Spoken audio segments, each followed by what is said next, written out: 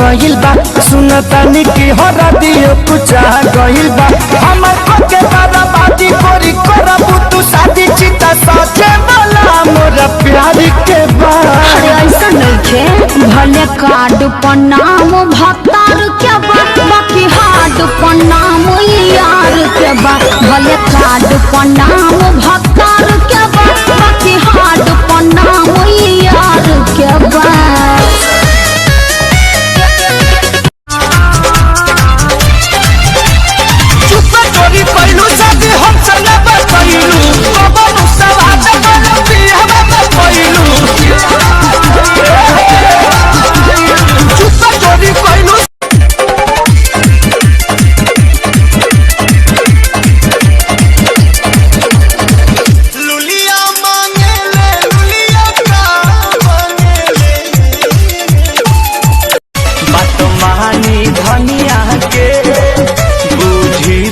सनिया के जनी कनिया तना हे हरजी हम हई राहुल सब सब कहबू तब होई अलभ काला सब होई सब सब कहबू तब होई अलभ काला सब।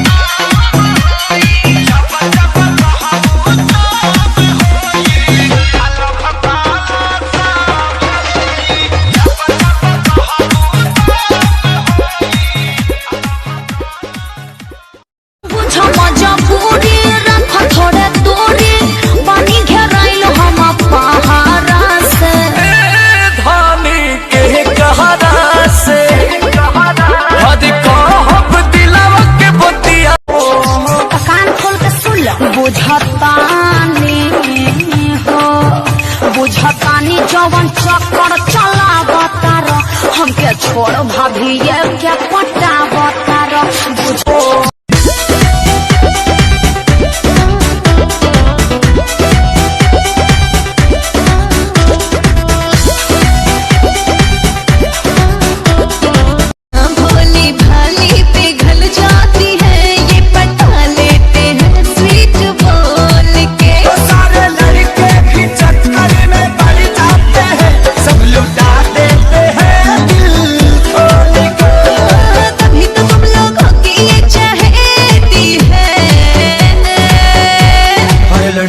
ना, हर लड़की भी ना प्यार को सीरियस लेती है। समय से ना पेटो धोखा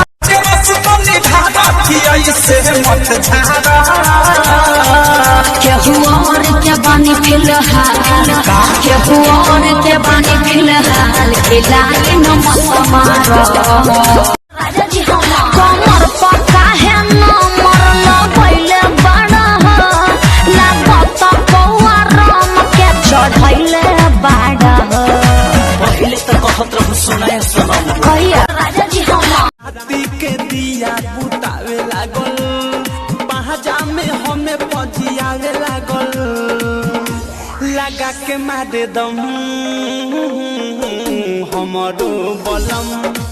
बोलन पड़नी बहुत लगैनी पहिला मुलाकात में, तसल तीखी चली हलस सस के हमारे साथ में, सखी के बारात चलते छूटल हमर सब देवता पितर बाहर हो दादा, कोई सन पियावा के चरी बीजी कहाँ तेरी तक रही, सच सच हमारा से कही छोही तो हर जनतानी सच बताई। एगो तू ही बड़ू रानी, पापा जी के खोजल दुल्हा पर न पसंद, काहे रे शादी न करब अब ही पढ़े के बमा। अब पापा जी के खोजल दुल्हा दुआरी दोसर गोर, मटक चला वाला छोड़, टाइम तू कर न पास, मिली अभी दोसर झकास।